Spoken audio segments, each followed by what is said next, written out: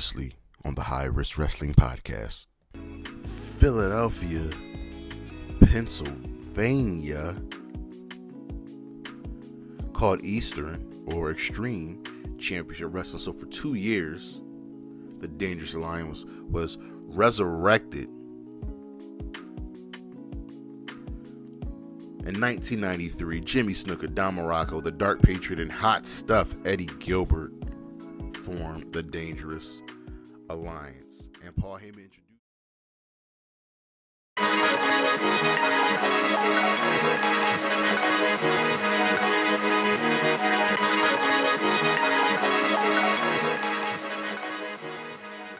Good afternoon, good morning, good evening, good day, everybody. It is Sunday, February 19th, and you know what that means. It is time for the High Risk Wrestling Podcast. I am your host, Philadelphia's native son, Jeremy Pierce, and we got ourselves a show for you. I won't be before you very long. As always, you can check me out on the socials, Charismatic Creations on Facebook, Tumblr, and YouTube, Charismatic_Creations52 on Instagram, and the 215 on Twitter. Today's show, well, last night we had the Elimination Chamber, but there was also New Japan's Battle in the Valley, but the main story, of course, is the Elimination Chamber.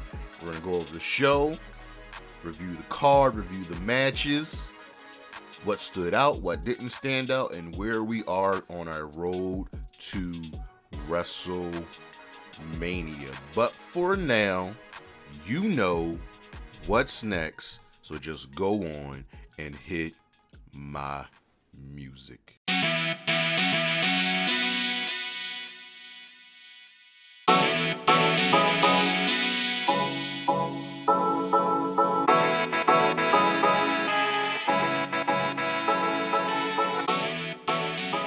So, as you all know, we've got two really big wrestling games coming out. That'll be AEW Fight Forever and, of course, WWE 2K23. And they've had their big roster reveal, and this joint is big. There are over, I believe, 100 playable characters. I'm not going to run them down, but everybody that you think is supposed to be in here is in here. Just going over the list. I'm trying to think if there's anybody that's missing.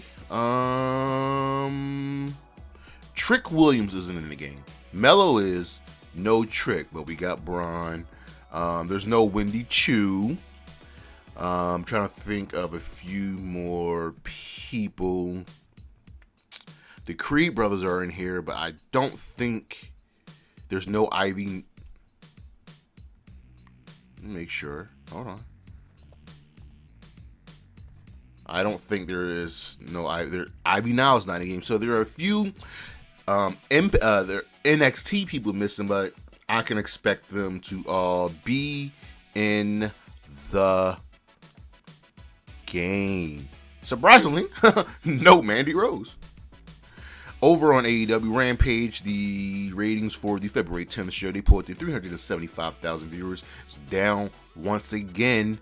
Did a .12 on the 18 to 49 demo. I'm curious to see as how this past Friday's show, the 17th, that aired at 7 o'clock, does it. It was a loaded card. So I wonder how those ratings are going to do. As you know, Wrestlemania is back in Hollywood, and we're going to go to Hollywood. We got to do the Hollywood movie parodies. We even have the first one debut last night. So what are the parodies? Ms. Maurice for Top Gun, Rhea Ripley in the Judgment Day doing Stranger Things, the Brawling Brutes and Drew McIntyre doing 40-Year-Old Virgin, which is kind of hilarious. Becky and Seth Rollins doing Batman and the Joker, and the Bloodline doing Goodfellas, and that one feels the most apropos. Even Seth Rollins as the Joker. And some sad news, Jerry Jarrett has passed away. The father of Jeff Jarrett and one of the men that was instrumental in wrestling in the territories. He was 80 years old. Former AEW Women's champion Kushida. She is out with a finger injury.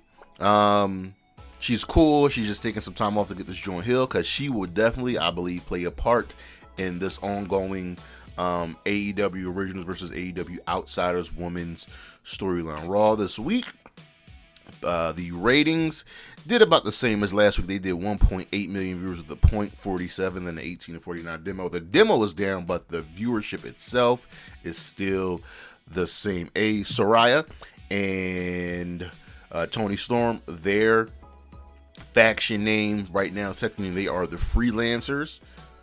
I like that. I'm waiting to see who else is going to join. Dynamite this past week pulled in its lowest ratings of the year so far. They pulled in 824,000 viewers with a 0.27 and 18 to 49 demo. That is the lowest since November of 2022. Need them ratings to climb back up. Ronda Rousey is in talks to star in Captain America New World Order as the Marvel Comics character Thundra. And if you don't know who Thunder is, let me give you just a quick breakdown of Thunder. She is she first appeared in the Fantastic Four, and she is a villain. She's been members of the Lady Liberators, Frightful Four, the Grapplers, Roxanne Oil, which is big because they have appeared in the MCU and the Squadron Supreme. She was a professional wrestler at one point when she was part of the Grapplers, and her powers and abilities, well, let's just run this down. She has superhuman strength, resistance to physical injury, and can go toe-to-toe with characters like the Thing. She has increased speed, stamina, agility, and reflexes. So pretty much, she's a super soldier without being really a true super soldier. She also carries a sword or a 3-foot linked chain. I'm excited. I like Rhonda. I like Captain America. Not Captain America, but I like the what we're doing with this new movie, New World Order. We got our new Captain America. But yeah, WWE has signed Colby Corino, the son of Steve Corino. He was a big name on the indies, and he will be reporting to the Performance Center at NXT soon enough. Also last night on Battle in the Valley, Mercedes Mone defeated Kairi Hojo for the IWGP Women's Championship in a fantastic match. If you saw her gear, she was paying tribute to Hana Kimura, which was always great to see. And lastly, the WWE and AEW are both very much interested in signing Kota Ibushi. Who will sign him? Where will he go? My money's kind of on AEW just because of the Kenny Omega relationship. But the WWE is also looking to sign Kenny Omega, which is weird. So we'll see what's going down. But that's the news, and we'll be right back.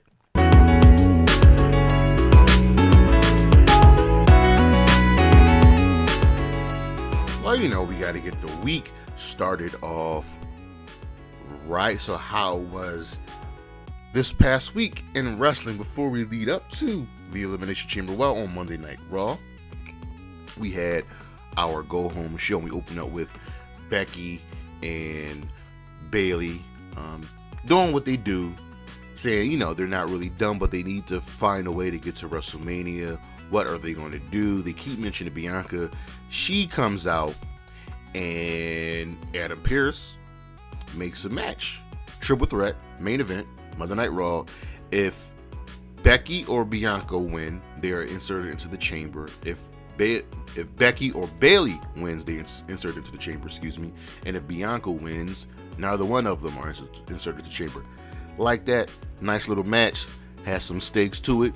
Let's keep it pushing.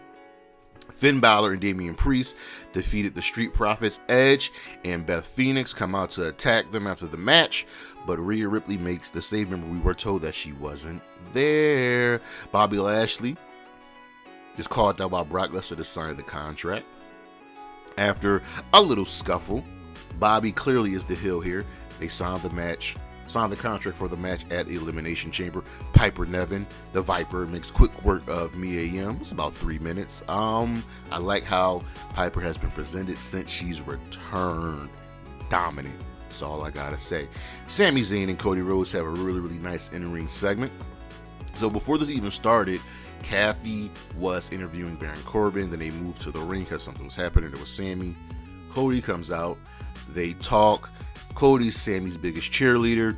Sami wants to know, does Cody really believe that he can beat Roman? And it's just a nice little segment. That's back-to-back weeks with Cody just having really good in-ring promos. So they finish with that, and they go back to the Baron Corbin interview, and he ends up talking shit on Dusty. Cody doesn't like that because they were in the gorilla position, behind the gorilla position. They fight, they have a match, Cody wins. And the downfall of Baron Corbin continues. Bring me down bad, bum-ass, broke Corbin. I need it in my life. The Raw Chamber woman, that'll be Asuka. Remember that's right, Asuka, Carmella, and Nikki defeated the SmackDown Chamber women, Liv, Natalya, and Raquel. But at the end of the day, nobody's ready for the Empress tomorrow as Asuka stands tall and lays everyone out. The Maximum Male Models won Otis. Bronson Reed absolutely murders Mustafa Ali. We had one of the better Miz TV segments with Seth Rollins. And Miz pretty much to know what's Seth's deal with Logan Paul. And Seth's like, listen, Miz, I may not like you, but I know you respect this business. And Seth just completely runs down Logan Paul. They ended up having a little fight. Theory stands tall, laying out both of them. And then immediately Miz had to have a match against Rick Boogs. Boogs wins. Chelsea Green confronts Adam Pearce once again, and I'm loving this Karen gimmick that she's got. And in the main event, Bianca defeated Bayley and Becky Lynch. Over on Dynamite, this is a rare subpar show. This is one of the rare times that Dynamite doesn't have a great show. So we opened up with an 8-man tag match as the Acclaim teams up with Billy Gunn and Orange Cassidy to take on Jeff Jarrett, Jay Lethal, Satnam Singh, and Sanjay Dutt. The Acclaim, Billy Gunn, and Orange Cassidy wins. Nice little match just to get the crowd going. Jon Moxley and Claudio Castagnoli defeated Preston Vance and Roosh. JR had a sit-down interview with Wardlow, and this was the first time we really got some true emotion, some true story behind Wardlow, and why he grows his hair out, why he grows his beard. It was a tribute to his father who had passed away from cancer. So finally we got some substance to Wardlow. Mark Briscoe defeated Josh Woods with the Froggy Bow. Yo man, Mark Briscoe's all elite. Holla at your boy. Renee Paquette had a sit-down interview with Adam Cole, and this was kind of getting us geared up for Adam Cole. Will he fight at Revolution? What's next for him? His road to recovery, because he's almost ready. MJF entering promo, just pretty much running down Bryan Danielson. Christopher Daniels comes out and tell MJF that he's pretty much just wrong in an ass. So MJF tries to pay off Christopher Daniels. Doesn't work, so he ends up attacking him until Bryan Danielson made the save. Jungle Boy defeats Brian Cage, and that's like 3 weeks in a row Brian Cage has lost. Need these Honor Club tables to come and to start. Christian Cage made his return, standing on the stage in a sling. Jungle Boy immediately goes to attack him, and Christian sprays him with mace and gives him an impaler on the stage. So this feud is far from over. Hangman Page defeated Kip Sabian. After that, Mox comes out with Wheeler and Claudio and tells him like, yo, listen dog, I won. You may not like that I won with the roller, but I won. You can't beat me. It's over. Let it go. Hangman doesn't want it to end like that. And Mox says Hangman doesn't have any friends. Out comes the Dark Order. They back up Hangman, and Evil Uno gets in Mox's face, says he ain't scared of him.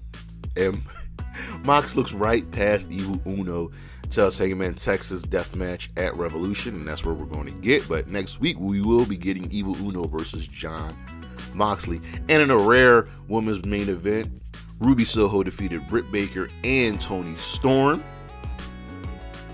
Figure Ruby was the only one who could win. Of course, Britt Baker's in the main event, because if it's a women's main event, it's got to feature Britt Baker. But this was a solid match, and the storyline continues. So now they want to know whose side is Ruby on. Will she be with the freelancers? Will she team with Britt? Listen, nobody should team with Britt.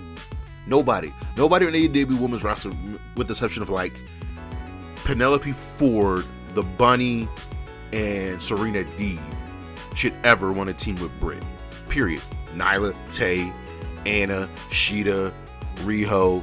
Why would they ever team with Britt? Why would they ever back her up? It doesn't make sense. Over on Impact, Kushida defeated Chris Bay. Santino sets up a match at, I don't even know what the next Impact pay-per-view is. Sets up a match for Bully Ray and Tommy Dreamer at the next pay-per-view. Steve Macklin defeated Rhino. Barry Horowitz defeated Johnny Swinger. This didn't last too long. It was a nice little comedy match. Moose will get Joe Hendry at the pay-per-view. Heath defeated Eddie Edwards. PCO came out to attack Eddie Edwards at the match, but Eddie got away. Father James Mitchell cuts a promo with the Hex, talking about selling his soul, and the Hex aren't done. They want gold. Masha Slamovich defeated Alicia Edwards. And in the main event, Rich Swann defeated Kenny King. Kenny King attacks him after the match, and Josh Alexander comes out to make the save, and Swann accidentally kicks Josh Alexander. So you know what that means. Can they coexist? The answer is yes. They can. Over on SmackDown, we have our Elimination Chamber Go Home show. We opened up the show. We were in Montreal, so we opened up the show with Ronda Rousey and Shayna Baszler taking on Shotzi Blackheart and Natalya. This Canadian crowd was completely like ripping on Ronda, but it was a solid match. It got enough time, and I'm liking what I'm seeing from Ronda and Shayna. Expect them to win the gold at WrestleMania. We had Sami Zayn and Bloodline videos throughout. Remember, we were in Montreal, Sami's hometown. And, just telling a story, building it up. Hit Row had a rap, but they were taken out by Bray, Wyatt, and Uncle Howdy. And Bray wants either Brock or Bobby Lashley, one of them, at WrestleMania. Drew McIntyre and Sheamus defeated the Viking Raiders. This was a fun little match. I would love to see this one more time with maybe like a hardcore stipulation. Karrion Kross taunts Rey Mysterio, and this was the first time Kross looked good. Just felt natural. He's still a trash person and a trash wrestler. Asuka defeated Liv Morgan and stands tall over all of the Chamber Women. Gunther retains the Intercontinental Championship against Madcap Moss. Moss looked pretty good here. And our main event segment, Sami Zayn comes out to his old music, and for about 5, 6, 7 minutes, couldn't get a word, and he was overcome with emotion. Crowd was going crazy for him, and he said something in French, or more specifically, he told Roman, "You're in my fucking house, and you're going down." Woo! Woo! Woo! It was a beautiful, beautiful, beautiful, beautiful segment. Over on Rampage, the Elite defeated Top Flight and AR Fox, retaining the Trios Championship. This was a fun little match. Little basketball shenanigans. I actually liked their first match more. The House of Black then showed up. They went next and finally give us this match. Wheeler Yuta wants Orange Cassidy, and they'll be battling on Rampage for the All-Atlantic Championship. Ricky Starks defeated Daniel Garcia, and Sammy Guevara didn't like that, so he wants next. Jade Cargill retained the TBS Championship against Bert Vixen, and in our main event match, not segment, Dustin Rhodes defeated Swerve Strickland by DQ after Parker Bardreau got involved, and Keith Lee returned to make the save. Oh man, this is going to be great. Our matches of the week, and we got a couple. From Raw. Bianca Belair versus Becky Lynch versus Bayley. This was a fun little match. Would I have liked a different winner besides Bianca? Yes, I'm always going to be Team Bayley, but that's fine. From New Japan, the New Beginning, Hikuleo versus Jay White in a loser leaves Japan match. Also from the New Beginning, Tama Tonga versus El Phantasmo for the Never Openweight Championship. from New Japan, The New Beginning, Kazuchika Okada versus Shingo Takagi for the IWGP World Heavyweight Championship. From Impact, Kushida versus Chris Bay.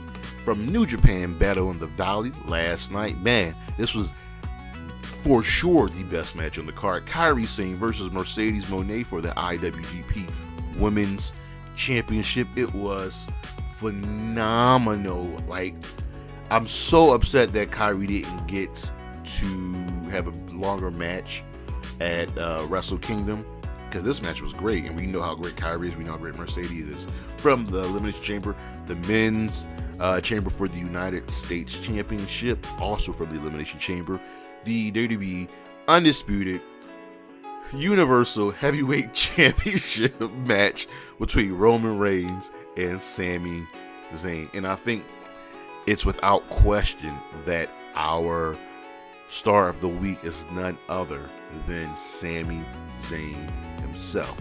That's our weekend review, and we shall be right back.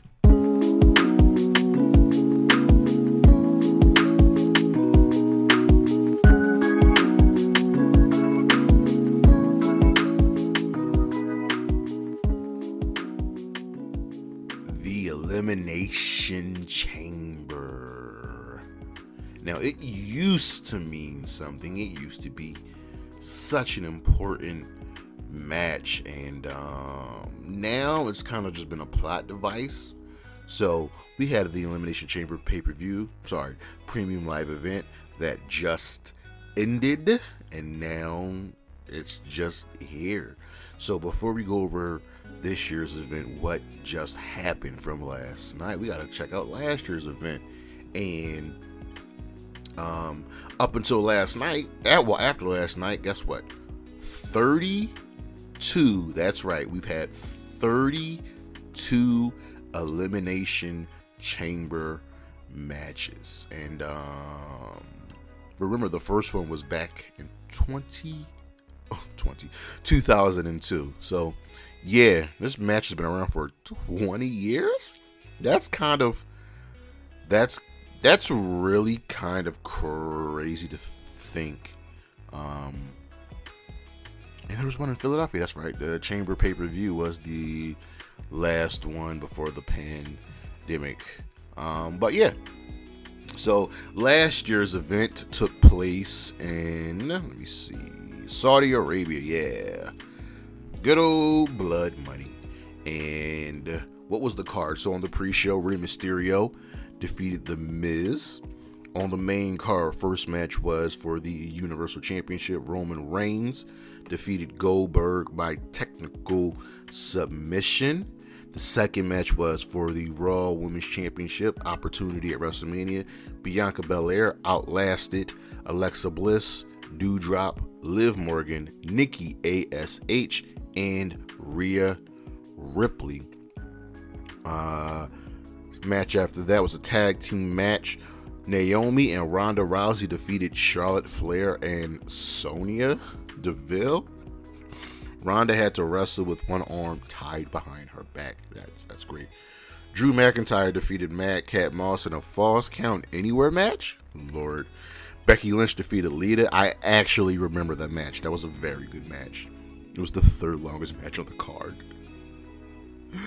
And Brock Lesnar defeated Bobby Lashley, AJ Styles, Austin Theory, Matt Riddle, and Seth Rollins to win the WWE Championship match. Both chamber matches went about 15 minutes as opposed to, I think this year's chamber matches, they were actually kind of long.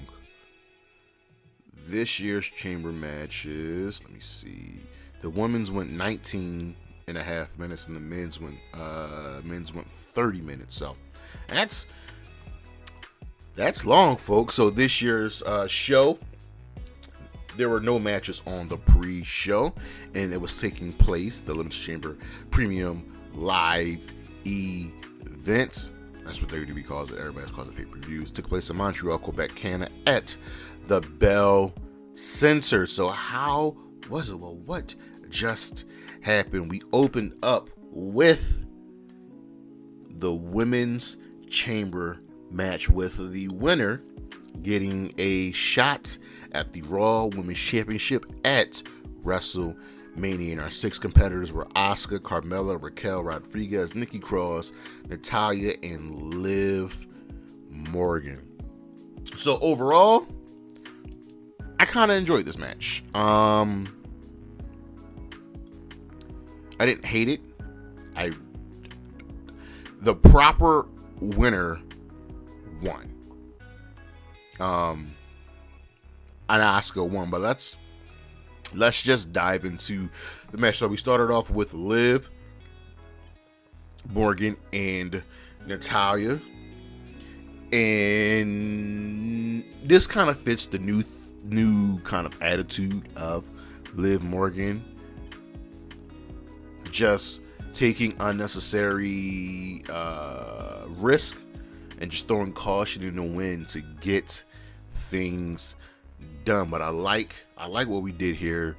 Would I've started with Liv and Natalya? No. I probably would have started with, honestly, I probably would have started with Asuka and Nikki so they can just do, or Asuka and Liv so they can do crazy stuff. Because Asuka was the last woman to come in, and that felt a little predictable having Asuka come in last. But these women did go all out to really put on a solid match. It wasn't the best. I've seen better from the women, but everybody played their part well. Liv was going crazy. Raquel was the powerhouse. I believe, was Raquel the second in the ring? Yeah, Raquel was the second in the ring.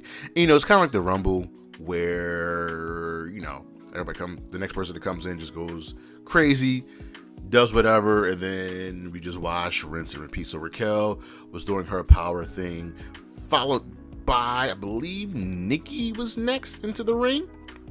And at this point, there's no eliminations, and Nikki's just going nuts. She's taking tires, she's throwing people against the cage, and this suits her. And I love that we're back to crazy Nikki Cross. Carmella was back. Carmella comes in, and she does a little. She does some hits there, but she's scared. She's being smart, and she goes back into her pod, but she doesn't notice. Excuse me. She doesn't notice Nikki sneaking up on her, and takes her out. Raquel pins Nikki, and that's our first elimination. And now we're getting people eliminated. And then Asuka comes in, and she just wrecks shop. But the views are there. All eyes are on Asuka. Like, we all expected Asuka to win. People start getting eliminated. Liv passes out because Asuka has her in the Asuka lock, which is the new. She now is using the Rings of Saturn or the Brutalizer, whatever you want to call it. While Natalya has her in a sharpshooter, and Liv passes out. Natalya gets taken out. We're down to Asuka and Carmella. Well, no. Actually, Raquel Rodriguez gets taken out, and she gets double pin, and then Asuka takes out Carmella. 1, 2, 3. Sorry, not 1, 2, 3. Taps her out with another Asuka lock, and bada boom, bada bing. Asuka's going to WrestleMania to face Bianca Belair for the Raw Women's Championship. I'm perfectly fine with Asuka going to WrestleMania. I just don't like the match. I feel like Rhea versus Bianca and Asuka versus Charlotte are the better matches. Rhea, we've been teasing Rhea and Bianca, and we're gonna go with Rhea and Charlotte, and Asuka can get her win back from Charlotte at Mania. Like, that's so much better, because I don't know how can you drag out Asuka and Bianca for 6 weeks? There's no history there. I don't get it. Asuka is viewed as a heel on the roster. That's not right. Since her return, she's been cheered. She is over. She's like over, almost up to the point as over as Bianca and Becky. But this was the right choice for the winner of this match, Asuka winning, and Raquel Rodriguez looked dominant. Liv has become the Iron Woman. Liv has really shown a lot over this past year. She is doing, she's doing a lot. She was the Iron Woman here. She was the Iron Woman in the Chamber. She was the Iron Woman at the Royal Rumble, and I want to see more. And I like that she's passing out from these holds, and that this physicality, she welcomes it. But I like it. I like that Asuka wins. We are on to our next match. Bobby Lashley, Brock Lesnar. And listen, this didn't go long. This didn't even go 5 minutes. This match ended by DQ because it was big, mighty men slapping man meat. And Bobby was just too much for Brock. He just was. And Brock went low. Gave Bobby a low blow. Ref called for the bell. Lesnar didn't like what happened, and he F5'd the ref. He F5'd Lashley, and he walks away. And just, I don't know, what was the point of this? What was the point if you weren't going to have a definitive winner? Because you set it up on SmackDown that Bray wants the winner of this match. Unless you do a triple threat match, make it make sense. Make it make sense. Are they going to have another match? I don't know, because it just didn't make any sense. Our third match was Rhea Ripley and Finn Balor taking on Edge and Beth Phoenix. And it was a mixed tag match, not an intergender match. So once again, the difference, ladies and gentlemen, mixed tag matches, the men have to fight the men, the women have to fight the women. Intergender match, men fight women, women fight men. Doesn't matter. Everybody can get these hands. Part of the reason I love Impact is the women fight the men all of the time. And if the women were allowed to fight the men in WWE, Candice LeRae would be the most over woman on the planet. But I digress. We start the match with Edge and Finn, and we've seen this before. Now, everybody looked good here because everybody is good here. Edge, Beth, Rhea, Finn, and ex-con Dom is there backing up Mommy. You know what I mean? He was always going to be a distraction. He was always going to be a problem for them. And this match went a little long, but I like that we have a definitive winner. Edge and Beth won. They used the Shatter Machine. If you don't know, Shatter Machine, aka the Big Rig, is FTR's tag team finisher. And as you know, if you don't know, FTR are really, really good friends with Edge. They live near each other in North Carolina. So it was cute. It was a nice little callback to them. They hit the Shatter Machine on Finn. 1, 2, 3. Hopefully this is over, but I feel like we might get Edge versus Finn at WrestleMania. The matches are always fun between these grouping of people, and Rhea and Beth looked really, really good here. I would love a one-on-one match with them right before WrestleMania. Just let them have a nice little horse fight and just go to work. Dominic, once again, is great here. He's really, really found himself. Everything's great. So this feud is over. And hopefully we can move on. What Edge does at WrestleMania, he's probably facing Finn Balor. Next up, the Elimination Chamber match for the United States Championship. Our competitors are our champion Austin Theory, Montez Ford, Bronson Reed, Damian Priest, Johnny Gargano, and Seth Rollins. We start with Seth and Johnny, and this is actually the first time these two have fought each other in the WWE, and just for the short time they were in the ring together, I want this match. Let's just have this match on Raw. Like, hey, we heard y'all like this. Here's this match. Let them go 15 minutes and let them just put on a great match. I mean, it is what it is. But it was pretty much a stalemate between the two until Austin Theory was the next to enter the ring, and he was doing his thing, and he was taking control of the match, controlling Seth, controlling Johnny. And then our next person in the ring was Damian Priest. He was released in about 6 minutes and 35 seconds into the match. At this point, Seth had dropped Theory, and Johnny Gargano just beat him. They just beat his ass. They just beat his ass. And then Damian Priest comes in. He's just throwing elbows, broken arrow on Gargano. And he is a former United States champion, so he was the dark horse for the match. Actually, same thing with what's his name, Damian Priest. Bronson Reed is his former North American champion.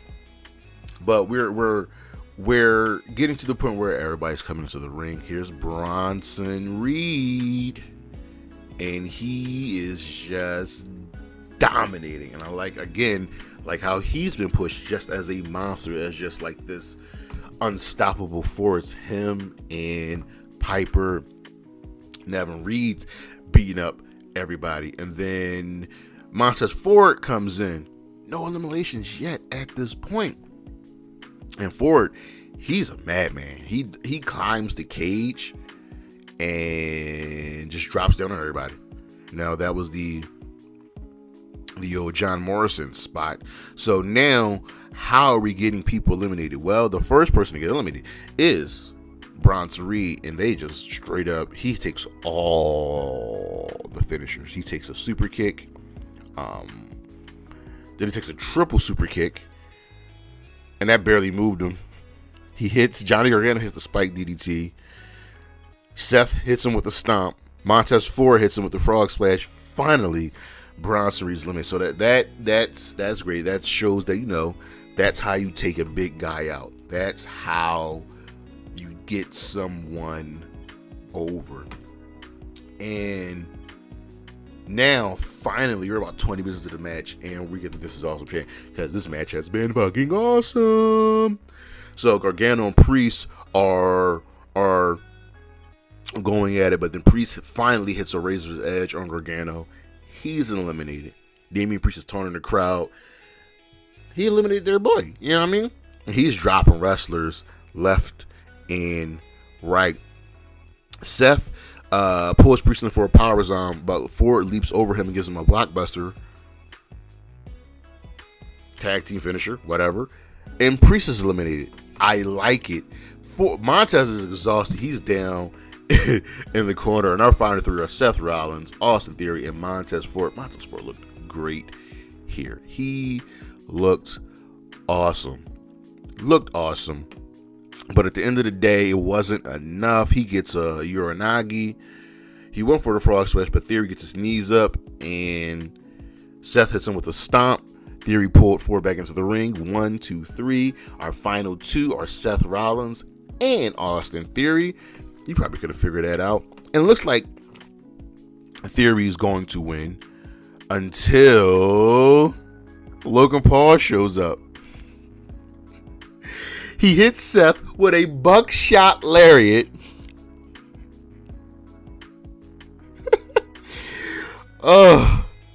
He hits Seth with a buckshot lariat. Austin Theory hits another A-Town down on Seth Rollins. 1, 2, 3.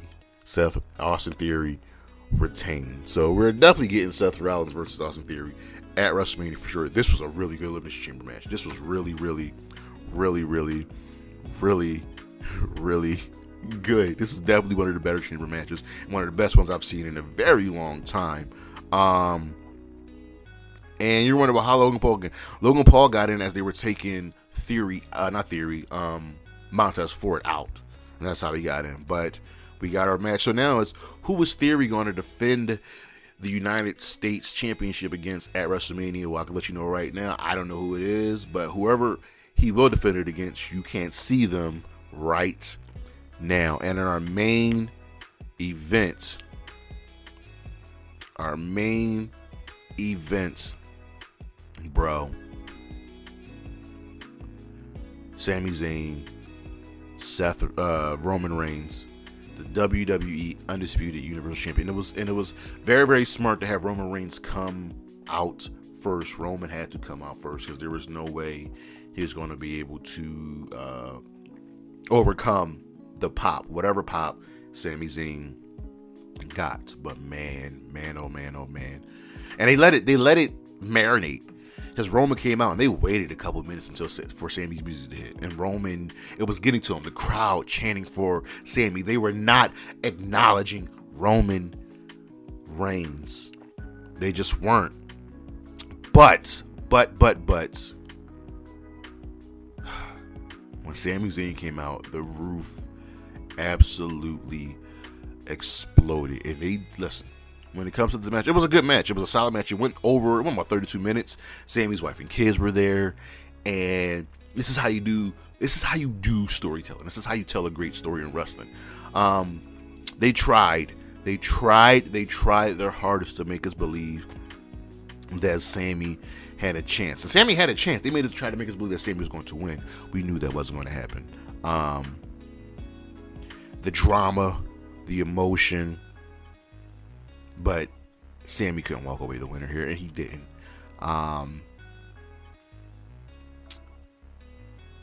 The Usos showing up at the end of the match. First, Jimmy, who did his job. And remember, we were told they weren't going to be there. So, Jimmy does his job. There's no Solo, which was really, really weird. And Sami keeps kicking out of everything. Roman is like, yo, I had you part of my family. And then you ruined it. He's such a gaslighter. And like Roman is so funny. When Roman gets scared, he gets scared. And you see the crack show, but then when he thinks he got the upper hand, his mood, his demeanor just completely changes. Jimmy's involvement came, and we had 2 rough bumps, and then Jay shows up right after Sami's comeback, and we were placed in the same situation that happened at SummerSlam with Jay with the chair instead of Sami behind Roman, and Roman pie faces Jay. And Jay, like, it looks like Jay's gonna hit Roman, but he hesitates, and Sami accidentally spears Jay. And now we got our next chapter in the story. But we had double ref bumps. But at the end of the day, Roman Reigns retains.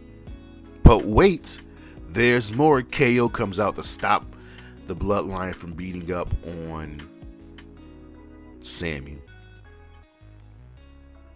And he and Sami share a look. KO gives Roman a stunner. He gives Jimmy a stunner. He steps out of the way and lets Sami give Roman a haluva kick. So this chapter on the story is over and done with. It's closed. So question is, what's next? Because Roman and Jay still have some issues to resolve. Remember, this story was never about Sami Zayn. The story was never, ever, ever, ever, ever about Sami Zayn. It was always about Roman and Jay. So where do we pivot to? We have Cody Rhodes, but now we got Sami, we got KO, we got the Usos, we got Solo. There's so many directions they can go with this story, man. It's just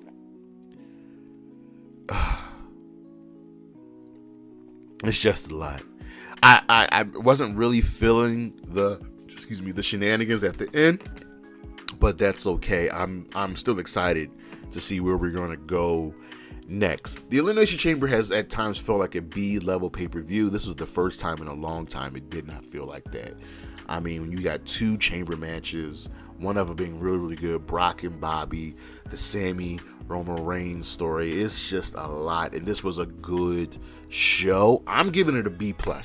I'm giving it a thumb up. because this was a good show, and it set the stage right for WrestleMania. But let me know what you guys think. I would love to hear what you all think. But that is our show, and as always, you can check me out on the socials as usual. Charismatic Creations on Facebook, Tumblr, and YouTube. Charismatic Creations Charismatic Creations 52 on Instagram, the 215 on Twitter.